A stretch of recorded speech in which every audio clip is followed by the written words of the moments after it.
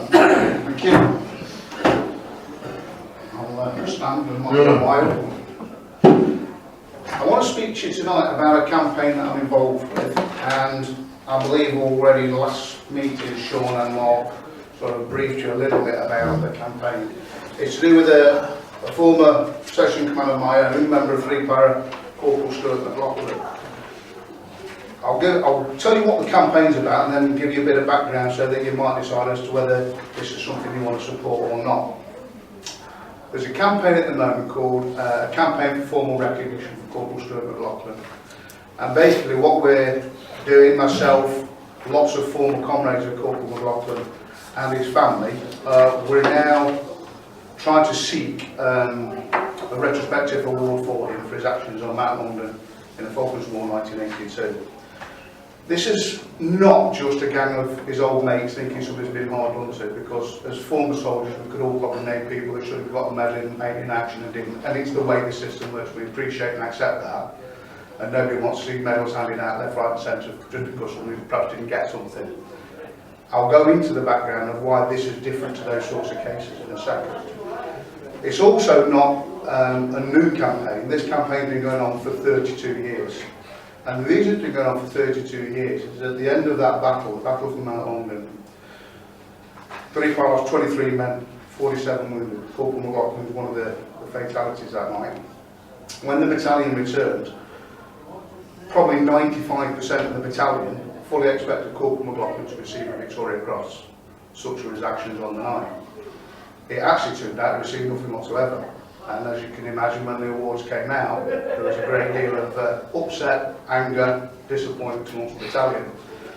And at the time, protests were made, and the lads were just told, look, that's it, they're the awards you've got, end off. And what do? There's nothing you can do, so people just soldier on.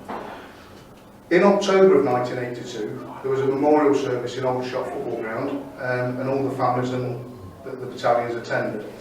And the McLaughlin family were met by the former commanding officer at that time and the OC and B Company, Major Mike Argue. And Major Mike Argue said to Stuart's father, your son had been put in for the highest award, and obviously it's the Victoria Cross. They've already said that never transpired. And from that time, the McLaughlin family then asked questions, where is this award, why were we told he's going to get a VC when he's got nothing? And as I say, this is not just one person that should have got medals. I could name 10 people, as you could all do yourselves, that should have got medals. Since that time, the family got nowhere for years and years and years, and the MOD just locked the door and just said, thanks ever so much, very brave soldier, we regret your loss, but there's nothing coming your way. And that was the picture for many, many, many years. Myself and former comrades became more involved about 10 years ago. And again at that time, the MOD locked the doors, Para-Reg locked the doors, there's nothing coming our way. As what is our way, Para-Reg, we didn't really take any notice of that, and we've just kept plodding on, to some effect, to the point where now, 2 years ago, myself and the McLaughlin family, along with the former platoon sergeant John Ross, met the then former CO, Lieutenant John Hugh Pike, as he was recently retired, and the regimental colonel, who a year ago was Colonel Wills. We met the colonel, regimental colonel and the CO at the Memorial Arboretum, had a meeting there regarding the case. At that meeting, the former CO, as I say, retired Lieutenant General, agreed that this was what he called a glaring omission in the battalion's honours. There were mistakes that had made, which he admitted to on the day.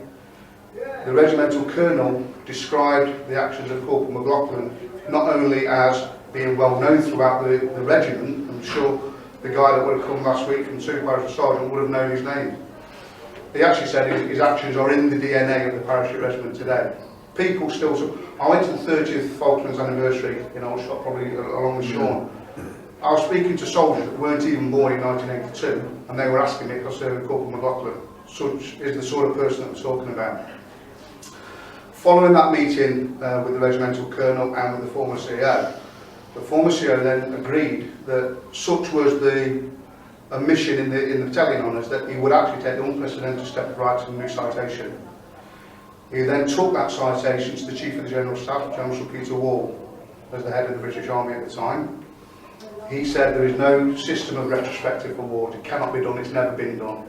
He said, so there's no point us even having a conversation.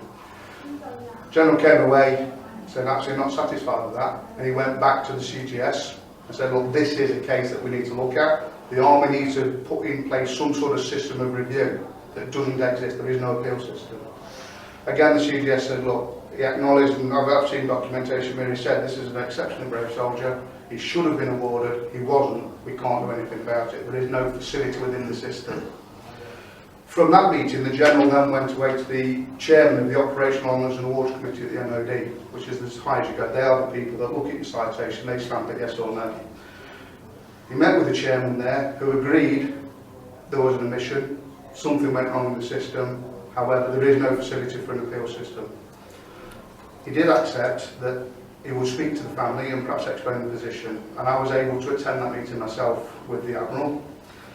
At that meeting, he told us that this was not only an extraordinary case, it was a case that he'd never seen the likes of before. He said, and I deal with appeals all the time. He said, and he had a document, you know, many documents going back over many years regarding the case that were all on file. He said, if I could give him a medal now, I would, but the system does not allow it. There's just no way we can do it. He said, the only thing I could suggest you do is you go to the Prime Minister and ask for an extraordinary award, which is what we're doing. There's currently an e-petition lodged with the government. We've got 3,500 signatures at the moment. And we're also marching on 4th of July, Friday the 4th of July, to deliver the petition, all the documentation that we've acquired over the years, to take to David Cameron and say, we want this to be looked at again. We'd like the system to be reviewed, and in the light of a review, look at this particular case. Now, we are breaking new ground. It's going to be a very, very difficult situation to get anywhere, but if we don't try, we won't get anywhere. There will be other soldiers in the future that are in the same position, and we're not talking every man and his dog that doesn't get a medal. We're talking about those, we're talking Lava from Murdoch, we're talking Paddy Main of that ilk. This is the sort of people that we're talking about. And it's not right that people like this should just be ignored, dismissed. An error will do. It won't do, and it's not being done for us. So we're marching on the 4th of July, and what I'd really like to ask the branches really, A, whether the members would feel that they could come with us. Those of you that feel you could support this cause, we'd be very pleased to see you there. They've got PRA branches from around the country marching with standards. And if there were sufficient numbers, whether the actual branch would consider funding some sort of travel arrangements for members to travel down to London. So that's my proposal really, gents.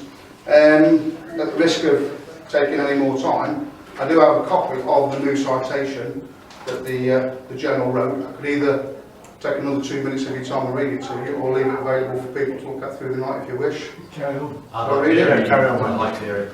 This is Corporal McLaughlin, written by Lieutenant General H.W.R. Pike, CO 30 Tammany Parachute Regiment. This was the new citation written in September 2013. Corporal McLaughlin was a section commander in 5-2B Company during the Battle for Mount Longdon on the night of 11th and 12th June 1982. His company commander records that prior to his death, he led his section like a demon on the rocks of Mount Longdon. The manner in which he inspired his soldiers was indeed exemplary. Highly respected by them, it is a measure of his skilled and courageous leadership that although one of his men was badly wounded, all survived the battle. He himself was killed by heavy mortar fire whilst being evacuated to the regimental aid post, already severely wounded in the back on the morning after the battle. As the leading company in the battalion's night assault, B Company were heavily engaged by the enemy from the outset. Throughout the long night action, McLaughlin was noticed by many, moving around under fire, rallying others, helping with the redistribution of ammunition, talking to other section commanders.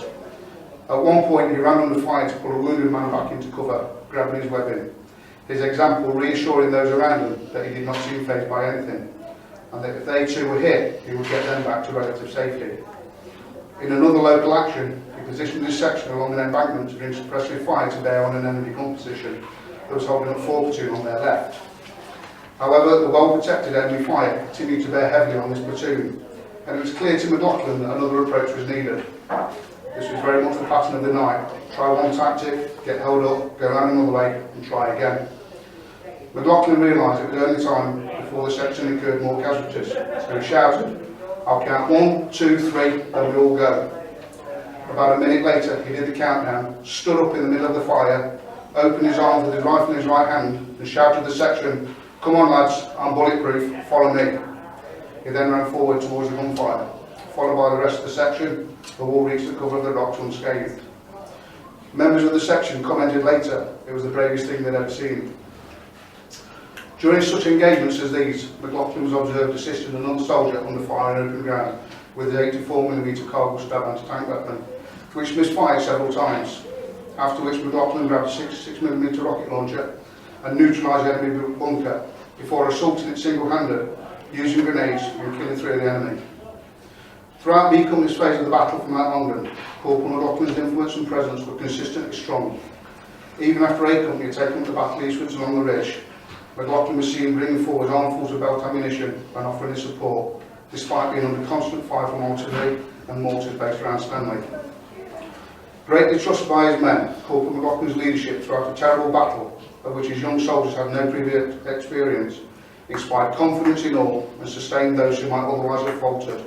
His tenacious determination was infectious, and those around him that night know only too well his impact on the outcome. His action has been absolutely instrumental in sustaining momentum. This outstanding and very courageous leader is strongly deserving of formal recognition.